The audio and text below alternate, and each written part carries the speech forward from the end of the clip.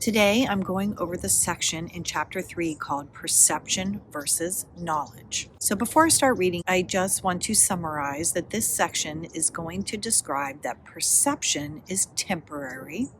It's something we use when we are trapped in the illusory world, and knowledge is permanent. It's something that we know once we are permanently awakened from the illusory world. Okay, so in the world of knowledge, which is permanent and consistent, where you are at one with God, you are in communion with God. So those words are going to pertain to the world of consistency, the world of knowing for sure who you are always and permanently. Over here in the world of perception is where things are temporary. Things that live in that world are our illusion, the ego, miracles, and forgiveness. All of those things are part of the temporary world, the world where we think we are, but we aren't really. So we temporarily use these various tools to help remind ourselves of the truth over and over again, to gently wake ourselves up out of that dream. So that is the basic difference between perception and knowledge. But now let's see what Jesus has to say about it. We have been emphasizing perception and have said very little about knowledge as yet. This is because perception must be straightened out before you can know anything. To know is to be certain, and certainty is strength. Perception is temporary. As an attribute of the belief in space and time, it is subject either to fear or love. Okay, so it's telling us the perception is temporary. What else is temporary? Time. What are we using time for? To give ourselves as much time as we need to perceive correctly.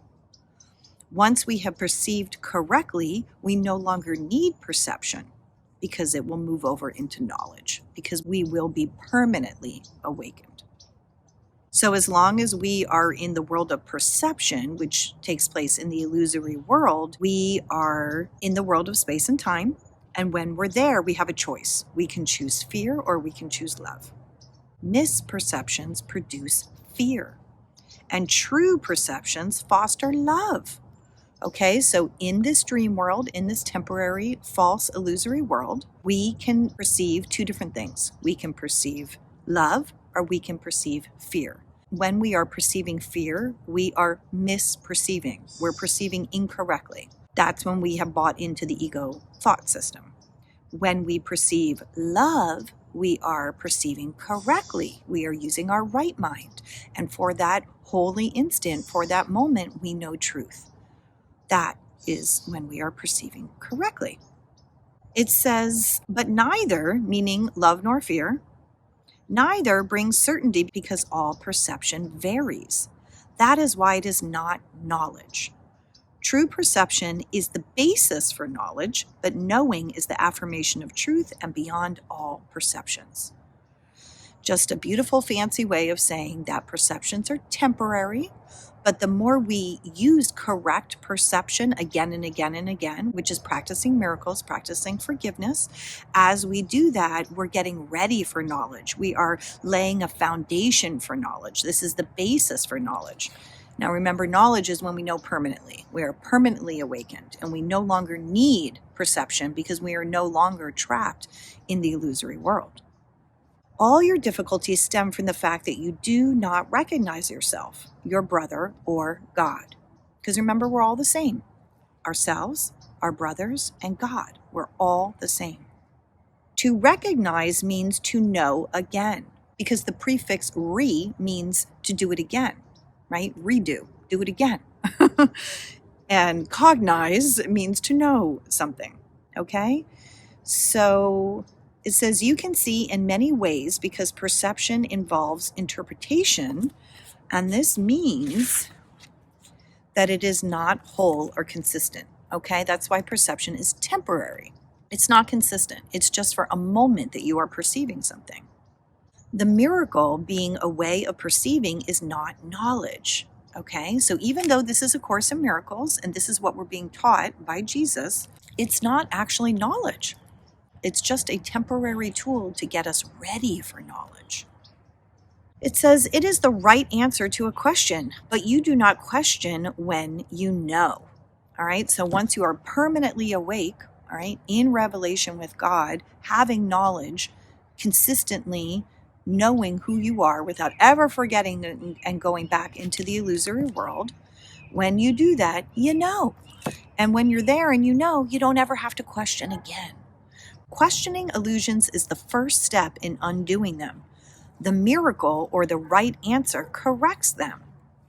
All right, so our very first step in learning this course is learning how to question. Who am I? What am I doing? What is this for? Why do I feel this way? What am I perceiving? Okay, we want to start looking. As Ken Wapnick has often spoken of, being in the theater, watching your dream life being played out on the stage, and being up in the balcony seats holding Jesus's hand. That's when you become the observer, right? You are outside yourself, observing your illusory life. And when you're holding Jesus's hand, that's holding the hand of spirit. That's allowing yourself to align with spirit so that you can start to learn the truth of who you are. So when we agreed to hold Jesus's hand in that theater, we are choosing to observe, to look, to separate ourselves out so that we know that we can choose. We don't have to be a prisoner of that life that we see playing out on that stage. We don't need to believe that that is the only possibility for us. Once we separate out and we're holding Jesus's hand in the balcony, we are allowing ourselves to perceive differently than we would if we believed that our entire world is what we are looking at on that stage. So step one is always questioning our illusions. That is the first step to awakening. The miracle or the right answer corrects them. Okay, holding Jesus's hand, in other words, corrects them. Since perceptions change, their dependence on time is obvious, right? Because how are you choosing? Which perception are you choosing, ego or spirit? That's going to change from moment to moment to moment, and that's what time is for, so that we can keep practicing again and again and eventually get it right. How you perceive at any given time determines what you do, and actions must occur in time. In the illusory world of time, it looks like we are doing things and acting things out. It says knowledge is timeless because certainty is not questionable. All right, so when we're in the illusory world, there appears to be time, we appear to be doing things, we appear to be taking actions. This is what appears to be happening within that illusory world, and this is why we need perception, so that we can perceive correctly. Once we have perceived correctly again and again and again and again, and we no longer get duped by the ego thought system, and we come permanently into knowledge, we no longer need perception because now we know. Once we know, we don't have to question anymore. Now we permanently and consistently know who and what we and everyone else is. That's why knowledge is timeless, and it is certain, and it is not questionable. When you know, you have ceased to ask questions. All right, that's when you are in knowledge. The questioning mind perceives itself in time and therefore looks for future answers. The closed mind believes the future and the present will be the same. This establishes a seemingly stable state that is usually an attempt to counteract an underlying fear that the future will be worse than the present. This fear inhibits the tendency to question at all. All right, so this little paragraph is explaining why many egos will never even question. When we are so trapped in the ego thought system, we don't even think to question it. So it's referring to the ego thought system as a closed mind, and it's telling us that a closed mind lives in fear. So a mind that is incredibly frightened will not question at all when it is in the illusion. And that is why questioning is the first step. True vision is the natural perception of spiritual sight, but it is still a correction rather than a fact.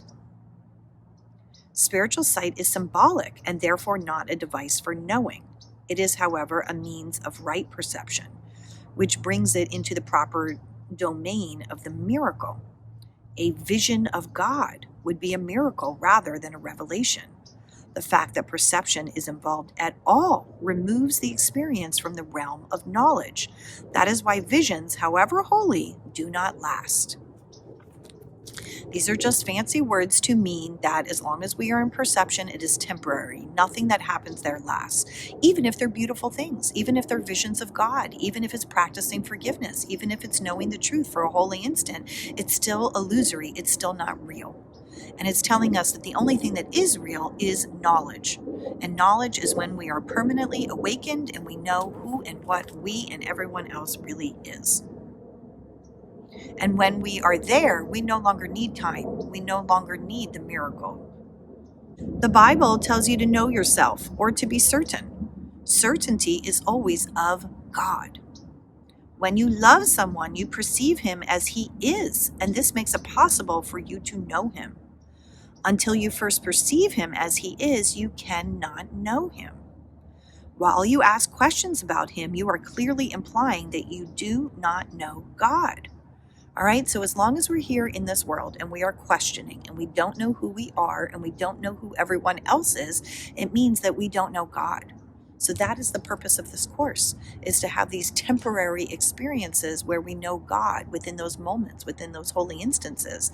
And as we keep doing that again and again and again, we are gently awakening ourselves to our truth. It says certainty does not require action, because once we're awake, there's no more action. There's no more doing. There's no more perceiving within the temporary world. When you say you are acting on the basis of knowledge, you are really confusing knowledge with perception. Meaning, if someone says that they're acting on the basis of knowledge and they appear to be here in a body, they are confused. Knowledge provides the strength for creative thinking, but not for right doing. All right, because there's no doing in knowledge. We don't do once we are awakened and we know that we are one with one another in God. There's no doing, there's just being. Perception, miracles, and doing are closely related. It's a way of saying that perception, miracles, and doing are all part of this illusory world, of the temporary world.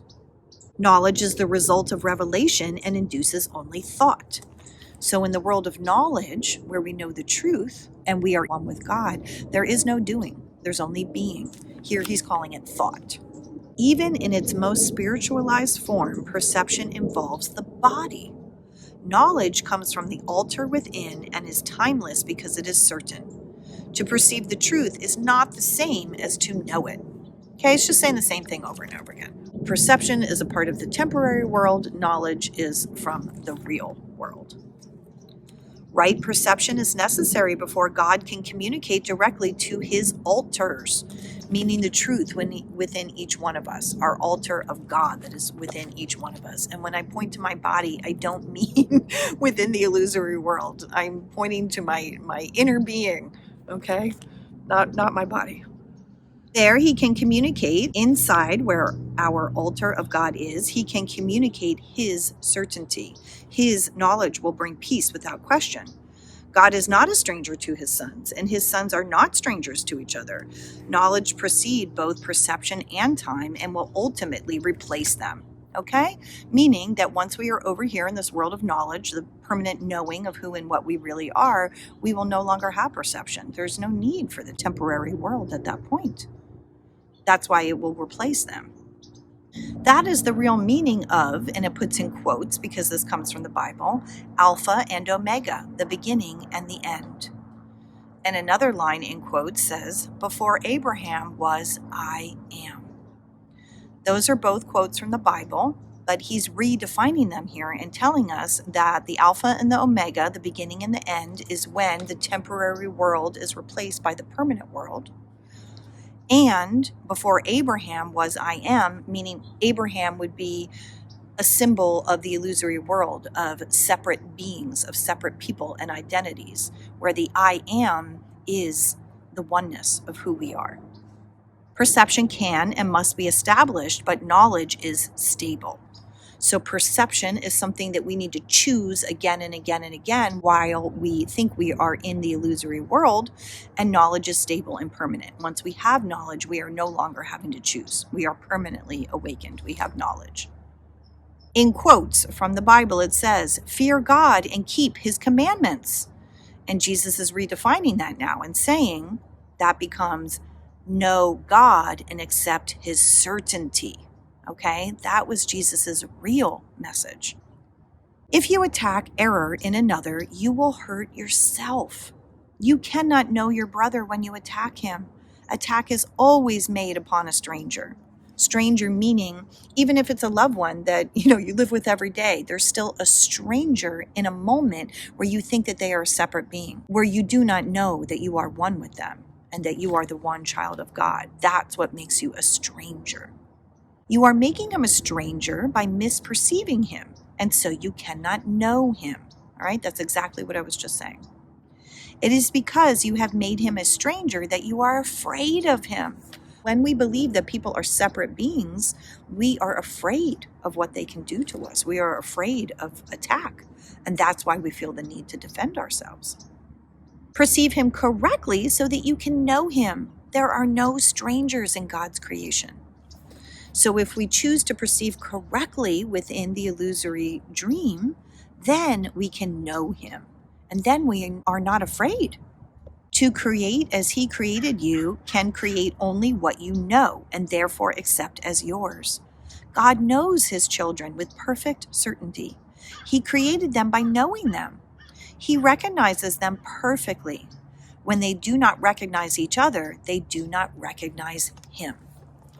More words to just simply say the same thing. Perception is temporary. When we are in the world of illusion, we need to use perception so that we can choose the correct perception. Because when we are there, we are strangers to one another. We are strangers to God. We are confused. We don't know who we are, and we are lost in fear. When we come over here to the world of knowledge, there is no need for any of that. Now we know we are one and we are permanently awakened. Okay? So that is what this section is describing, the difference between perception and knowledge. And we don't need to beat ourselves up and feel like, oh, I got to get there. I need to get to this place of knowledge where I have certainty. It's okay. Be gentle with yourself. Your ego has had you trapped in an illusory world for what seems like, what appears to be a very long time. And this entire course is meant to break that habit, all right? And it takes time to break habits. So just keep practicing. Keep using your perception to choose correctly, to perceive correctly. Don't be in a huge race to get to knowledge. Don't beat yourself up and put pressure on yourself to get to knowledge, because that judgment of yourself is already slowing you down from getting to knowledge, okay? The way you're going to get to knowledge is by releasing, all right? We want to question first. We want to hold Jesus's hand. That's just a metaphor. You can think of it however you like, but you want the help of spirit to help you understand who you are. And then in those moments, as you can just relax while you're holding Jesus's hand, that you can just allow spirit to come in and show you what the truth is. Don't force it. Remember, doing is in the world of perception. We don't need to do anything to get to knowledge. Don't force it. Allow it. Because all this course is teaching us to do is to remove the obstacles to God's love. God's love is always here waiting for us. It's up to us to perceive it. All right? That's what we want to use our perception